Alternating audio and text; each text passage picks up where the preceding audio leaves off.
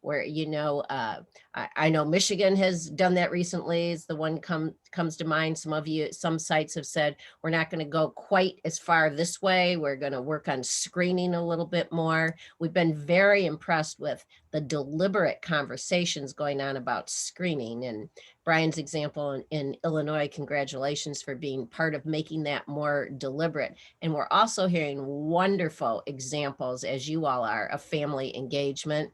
And, the whole idea of adapting mental health and education to virtual environments and strengthening relationships with community partners. As somebody who's been in this work a long time, I'm just so amazed and impressed at all of you. You're keeping this going in spite of everything that's going on. It kind of blows Susan and I and Kelly away every day when we talk. And Katie, it's kind of like we can't hardly believe it. So in order to acknowledge progress more, we're going to delve down and give you a little bit of an opportunity. So, there's plenty of ways to document progress. There's formal evaluation plans with data. There's informal team discussion of progress. And today we're going to, just for a multitude of reasons, delve down a little bit more into what we call local teaching learning stories. And Katie has a little example of the installation steps about ISF, because a lot of the stories we're hearing while we're on calls with you all have to do with, either your district community leadership team or an expansion of a mission statement or establishing some routines around screening and action planning. So let's go on to there we go. So here's some discussion that what we want to do is put you guys in breakout rooms. And as I mentioned to some of you earlier on, I'm not in charge of that part. You should all just take a silent moment of being grateful. It'll happen smoothly because Katie's in charge of it, okay? And what we're going to do is think about progress. And you can think about progress relative to state, district, or local. We're going to do 2 breakouts. And in the first one, we're going to be more global around systems. And in the second one, we're going to drill down a little bit more and think about, a little structure for you to gather your own teaching, learning examples to use to bring on more stakeholders and to share with stakeholders, and also to guide your coaching. So we don't have to wait for pre and post TFIs and ISF implementation inventories to have data to guide coaching. We can go from our stories. So for example, changes or developments in leadership teams are signs of progress we're hearing about. People are still working on MOUs and policies that impact kids and families and teachers. And we're still, in dialogue with a lot of you who are working with clinical staff who've been repositioned on teams to have a broader role, and tools and systems for communications being established, websites, newsletters, etc. And, I put in the chat room when Catherine started speaking about Kentucky, this is about building capacity. And part of building capacity that the Kentucky dialogue in particular struck me as an example of this today is people increasing their fluency, whether it's your state leaders, your regional people you're supporting, and who become trainers and coaches. But it's not just Catherine who has the capacity to explain how ISF is going to be different in Kentucky once you move towards the integration. It's school climate transformation coaches, the PBIS trainers. Those are signs of progress when we've expanded the number of people who really understand what it means to work differently and to do this work. And also, you don't need us to help facilitate a planning meeting, because you're building the confidence not only among yourselves, but among your colleagues to be able, when somebody says to you, well, we've never had mental health people at a district planning meeting before, you'll know what to say. You'll know what questions to ask, and how to move forward with that. So go ahead, Katie. So you can think about, when we go into the breakouts, you can think about it relative to the installation of an interconnected system in terms of your team. How are you assessing the current status? Or, has your mission statement had a jolt to it since the pandemic and the world kind of blew up around us? Are there any routines and procedures that you're hunkering down around or new ones that you've established? And how does that affect an integrated action plan? You can also think of it relative to the blueprint, right? And the blueprint, I think it's the next slide. You can tell I'm not controlling the slides here. Did it move in mine? Just there we go. So you can think about your coaches, you can think about your training, which we've already heard examples about. Evaluation, we heard about Delaware is actually going to be able to do the TFI, and I think it's Sarah that's shocked, or maybe it was Heather that's shocked, didn't think you'd get that far. Some of you are still working on identifying local implementation. Some of you have identified them, but you've changed the way you're working with them to back up a little bit and allow them the space and the grace that they need to deal with what's going on. Or it could be funding and workforce capacity. So when we talk about progress, it's kind of all over the place. And anything's game, even follow up on things that were shared in the morning. So Katie, if you want to go to the next slide, what we're going to do is there's some random, our goal was not to put all the Michigan people in one room or all the Delaware people in one room, but to split you up as much as possible, and no PowerPoint or anything. We will have a note taker from our technical assistance team.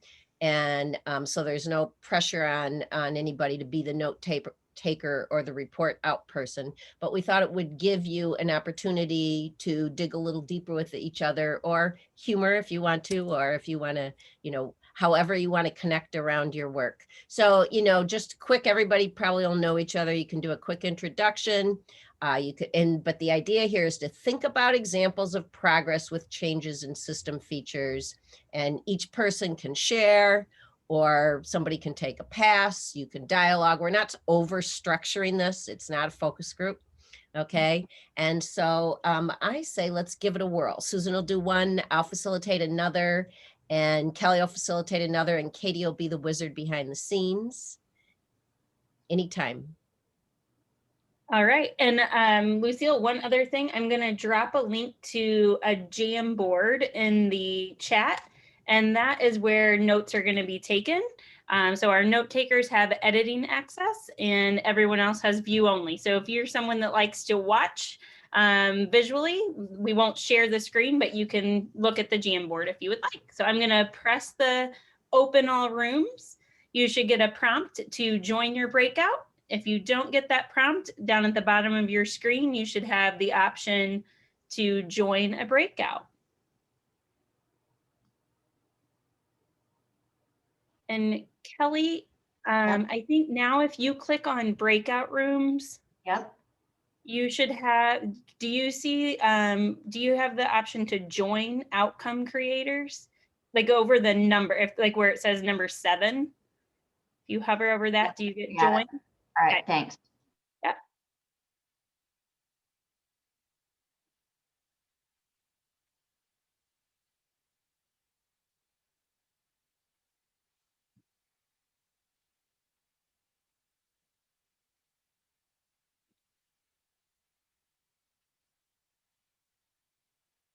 It sounds like some of you all were too. Yeah, I got cut off mid-sentence. It's a good thing. It's a good thing. All right. You know what, Diane, I'm going to help you out here, and I'll go first with a summary from our room. And then Diane, you can look at your notes and see if I missed anything. But basically the discussion, Jessica, who has no state team, talked about sowing the seeds in various places. And it sounded to me like her colleagues from the other states, she wrote in the chat room, gave her hope, because this is what you have to do. Because Catherine said in Kentucky, having one MTSS structure used to be a dream at the state level. But the reason it happened was because people were sowing the seeds and building fluency, so that when the opportunity was there, I loved what you said, people who understood what ISF is, MTSS, wanted to lead it in a cohesive body. So the key message there was really kind of one theme on leadership structures is the pull them along, I think Debbie said, and things will happen with a great success from Delaware. The state SEL person is now reaching out to Debbie around the tool of the state system fidelity index, because the 2 TA centers talked and take it from there. So any way you can reach out, we had multiple examples and stories. And anybody want to add anything from our room? I think I want to, Lisa kind of blew my mind a little bit with talking about the maturity of understanding. That you articulated that so well. And I've been like struggling with where everyone is in their under. That was such a great way to put it. And I really appreciate that. And all of you, great contributions. It definitely gives me hope. Yes, she said, when it's legitimized from the state level, you've crossed over into a new level of planning when there's state level departments own it. Mm-hmm. Anybody else? All right, Susan's group, who's going to report out there? I see your connection is holding up. The rain. Don't jinx it, Lucille. Okay. I will do a quick report out, and then others can chime in if I miss something. And so I think one of the big messages was that a lot of our states, a lot of us on this call have multiple grants, right? School Climate, Aware. And I really appreciated Miriam describing how Kentucky has really had a very intentional design at the state level and has combined to form one single team. And they don't talk about their work in terms of which grant's doing which component of the work, but rather they talk about these are the activities that we're designing that are coming through the state. And that really helps carry that sustainability logic because it's not tied to a specific pot of money. It's not tied to a specific title. This is the work of the state. And so I loved the intentionality of that that was offered from Kentucky. And then this idea that they're putting in a tool that's going to track their across levels of work and domains of work that will help them monitor where they are in implementation and sustainability and where they need to go next. And so I don't know if I'm capturing all of that, Miriam. The other thing I just wanted to say is that they're also working directly with their MHTTC and really and to help them align that work, and taking advantage of that opportunity, I think, is really smart. Delaware did mention, thanks Linda for mentioning the SSFI and how that's really grounding the ability to align all the activities to make sure they're connected. And then we started to have a really quick conversation around the graphic that I offered, and that there are two actually graphic organizers, and the first doesn't really show an interconnected approach, but the second slide does. And that it's really about it's not paying attention and designing SEL standards. It's about taking SEL standards and embedding them into the content standards and making a really deliberate alignment and connection starting there. And did I miss anything from the group?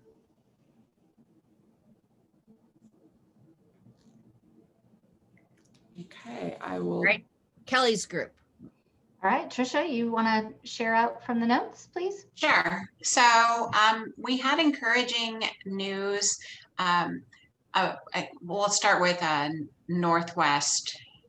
This whole idea of taking that SCTG, taking Aware, taking all these different funding streams, but being, again, rather intentional about weaving them together in the Pacific Northwest, leveraging those resources, and really thinking about not allowing for gaps to occur and not allowing for silos to occur. And then working within those community health partners within that one system. And then there is a conversation about universal screening. So state regs had prompted them to implement the ideas together, but originally they had thought about I won't say dictating, but telling the schools like where they should go. And then they backed up and reflected on that approach and instead worked with the districts and really focused on the process of setting up these systems so that the districts were informed before they made decisions, but decisions weren't done unto them. They were done with them And then the whole idea of using a lever such as disproportionality and the required early intervening services. So think back to when we used to have to spend, say, 15% of a statewide grant to implement MTSS. And now that focus is really on if you have high levels of disproportionality for exclusionary discipline or over-identification of students of color, then they're really shifting that and using that as a lever to prompt schools to implement ISF protocols as a process to better work to lessen that disproportionality.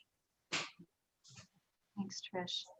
I will add for a parking lot for the larger group is this theme about at the state level still how to help everyone see the connections with MTSS, especially on the academic side, and how it all connects together. Right. Okay, Lucille, let me put the slides back up here so we can move to the next section. Great discussion, everyone. Yep, and you can advance that. We wanted to take a few minutes, and this may work for you or it may not, but it's also a prelude to our February professional learning community where we're going to drill down on teaching learning stories more local. So, and the reason we want to do that now is to help you think about as you work on rollouts and work with schools. Some of you have schools implementing, you know, looking for, we call these opportunities for further technical assistance, but basically finding teaching learning stories that you can use with stakeholder groups, but you can also use to define TA. So those are the different ways they can be helpful. We're going to put a little structure on it just to give you an idea of what we've seen useful in a teaching learning story. Usually they're just a paragraph that you can say or put in a newsletter or on a website or use in training with coaches or with teams, where you identify a system feature, like something about the system. They adopted ISF, went through training, identify a precondition, like what it was like before, describe some strategy that somebody used, and then what happened after it. But the most important is what are the next steps. So let me give you some examples that we put together that are things you may have heard from us before, but they're just organized in the template of a teaching learning story. So here's a rural district in Iowa that was going through trainings and things about integrating systems. And in their precondition, they had clinicians co-located, they had data review in isolation, no mental health data review in there, over-reliance on clinical, like referring kids to a clinician and being seen one by one. So what they did was they expanded their data review, an ISF feature, done through a team, an ISF feature, and then they developed a different and new routine and procedure of a request for assistance process through the teams and to use the data. And then on the next slide, you can see an example of just one kid, and it's okay, it's good, it's useful because people understand it, right? So the post condition was they used check and check out instead of individualized referral to a clinician, and they got success. They progress monitored it. So it was you may have heard this story before. It was a kid who had frequent nurse visits. The mom called, said something's going on. In previous times, they would have handed the kid a parent a referral, put them on a wait list, and then hand them to a clinician. Instead, they went right with check and check out and then monitored the data points that were relevant to the kid. And it worked until they stopped the check and check out. Then the nurse visit started again. Then they had to go back and redo the check and check out. But it was a different process for them. And that is useful in so many ways. You're all trainers and coaches, most of you on here. So many ways you could use that and break that down. Let's do, I think we have another one in here. Oh, Lisa, this is one of my favorite Michigan stories that has nothing to do with District First. It has to do with an individual who went to like a mental health coordinator from district, heard about ISF, and so did the student services director. They didn't have a district team. They didn't have district buy-in. They just had their people. So they went back and they picked a school that they were working in, said there's too many referrals to the clinician, the interventions aren't happening, the teachers aren't engaged in mental health. So all they did was put the clinician on the team at tier 1 and tier 2 in one grade level in one school, emphasize having that mental health voice at the table. And in the next slide, you can see they were kind of shocked. They took data because the person was well-trained, because this is Michigan, and that, you know, their PBIS tier fidelity went up. They took a grade level comparison to the other grade levels where there was no clinician on the team. They actually saw like academic improvements. The big news was drastic reductions to this one-on-one approach, but yet improved discipline data and teachers engaged in mental health dialogue. So how can they use that, or how could a coach use that to help build district buy-in? So that's an example of a organic grassroots one being in there. So we just wanted to throw a couple of them out to you. And the question is this, like in Kentucky and in Delaware and in Michigan, there's, let's call it stuff going on at the local level that we hear about. And we want to talk about how to, you know, how can you bring that up and use that? So the question here there is, are there any examples of any implementation strategies at the regional level or the district level? And they don't have to be all the way to the building level. And if you want to go back to systems state discussions, that's cool too. This is just a push for where we're going with our February PLC, bringing in a California example to illustrate for you. But how could local teaching learning examples be developed and used to change system features? How could you work with the coaches you're bringing up to help them look for these, to nurture them for a variety of reasons? And how could you use it to build fluency? So let's go back. Are we in the same groups, Katie, or are they different groups? I forgot. Should be the same groups. Okay, same groups, so we already know each other. And the questions, we will repeat them to you when we get in the group, and we will come back for a report out. How about 1:15? I think we could do that. Just take 10 minutes on this one. Sounds good. All right. All right. I'll open the rooms. Lost your connection. I've been trying to like make it easy on you, and I'm wondering if you're going to show up back here or not. So Amy almost was on the hot seat, right? Yeah, it's well, the sun's out now, so maybe I got a little bit of a break today. All right, you want to go first with your group? Yeah, so Esther, thank you so much for contributing a lot to the conversation.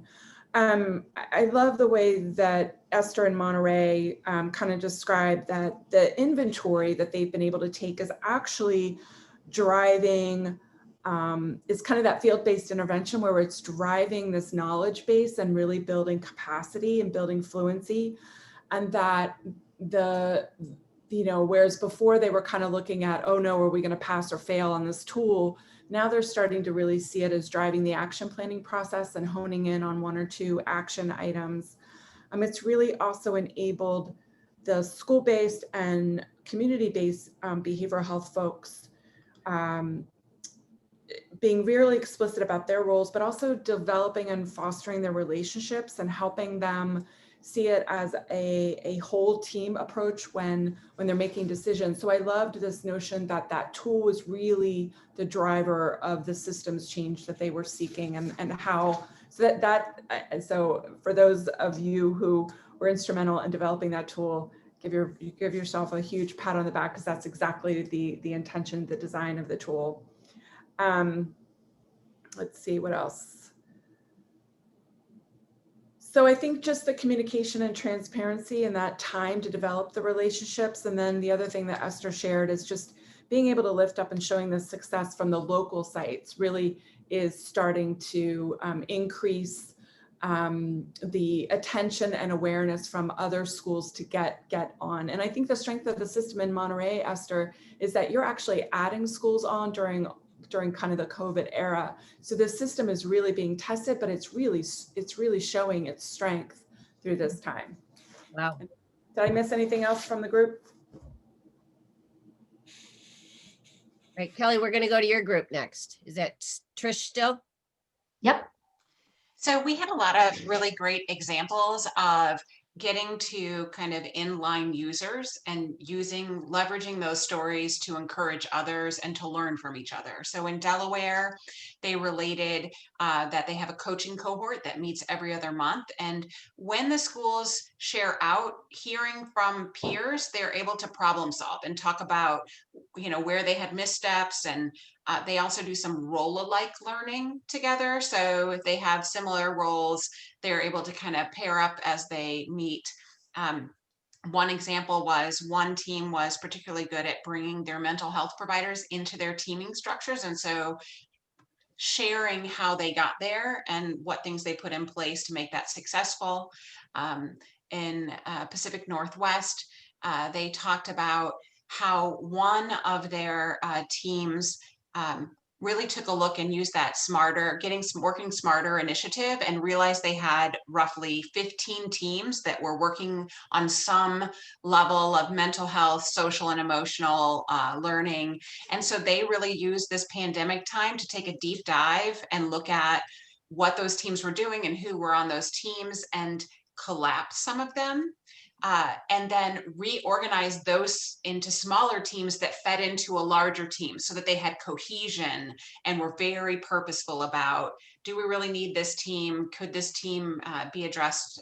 Could this work be addressed through another team? And then they were able to be a step ahead and then kind of mentor along another district that was a half step behind.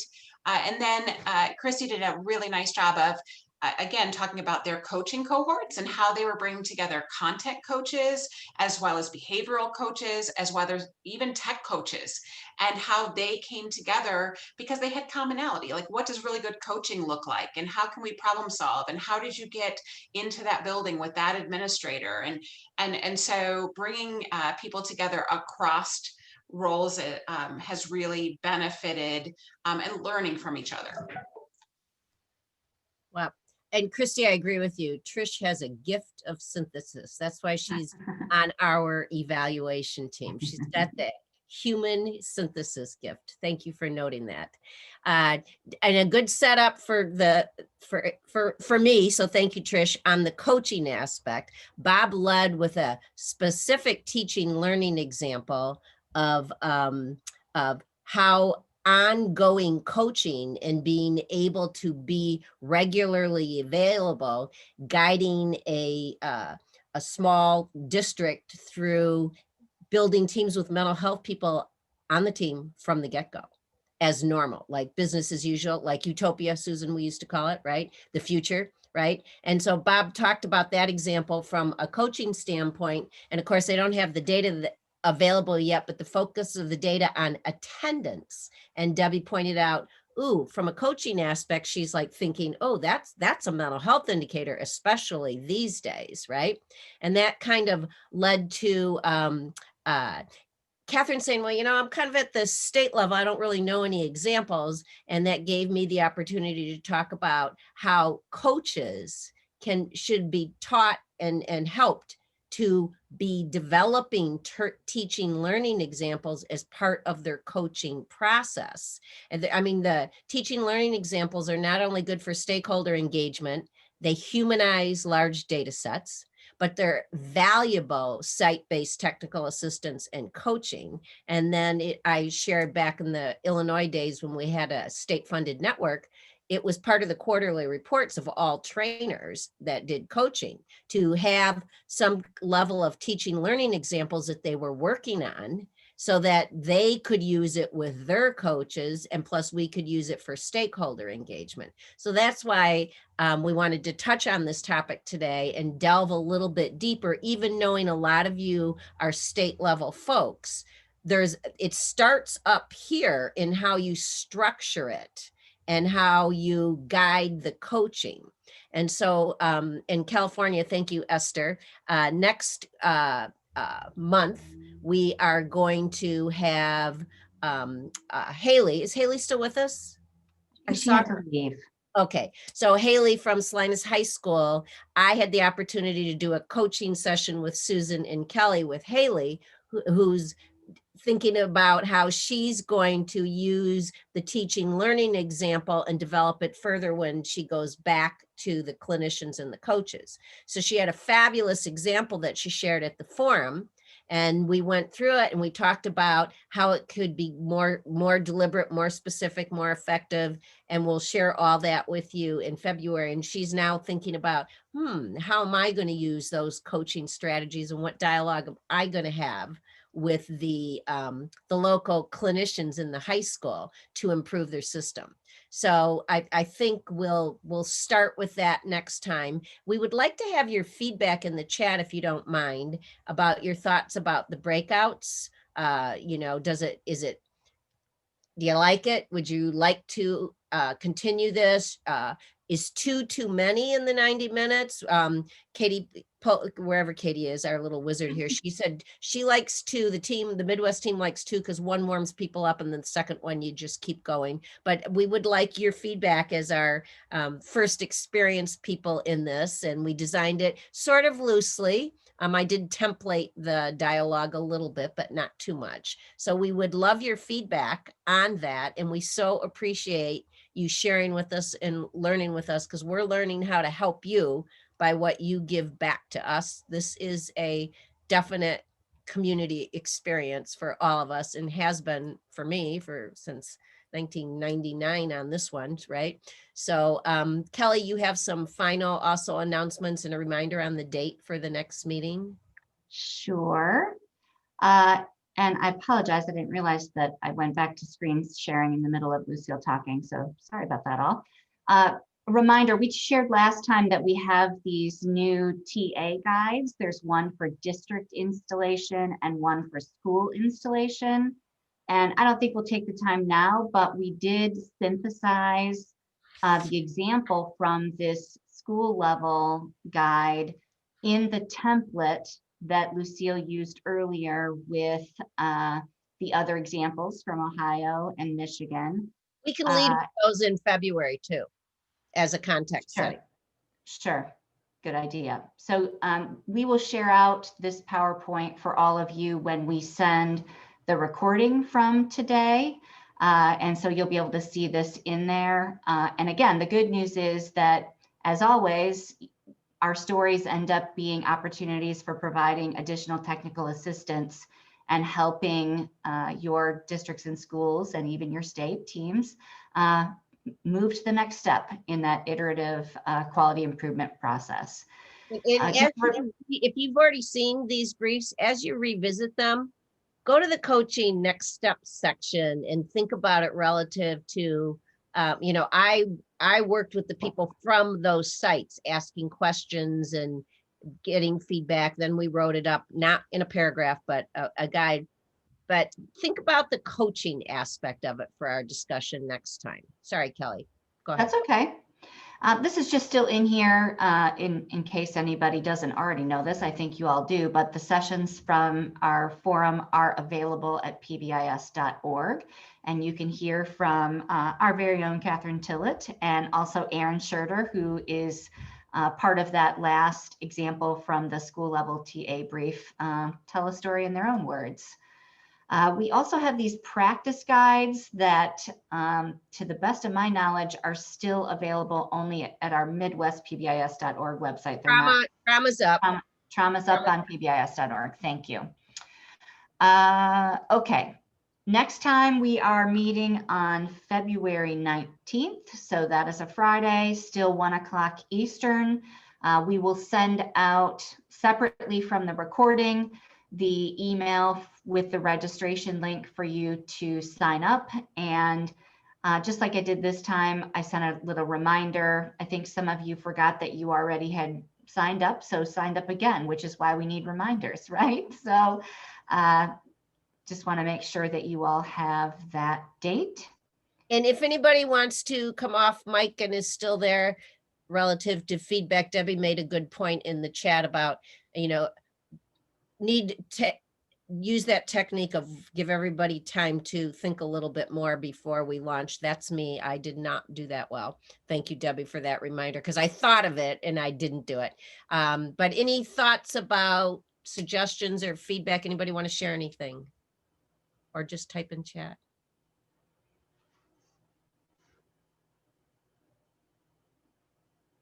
Are you Friday zoomed out, my friends? Okay, so let's say this. Have a fabulous weekend, as close as you possibly can be safely with whoever's in your pod. Enjoy your family connections that you do have, and Zoom if you need to. I know it's hard to Zoom for work and then Zoom with friends and families, but I make an effort to do it just because it helps. Thank you all so much for all you do. Take care.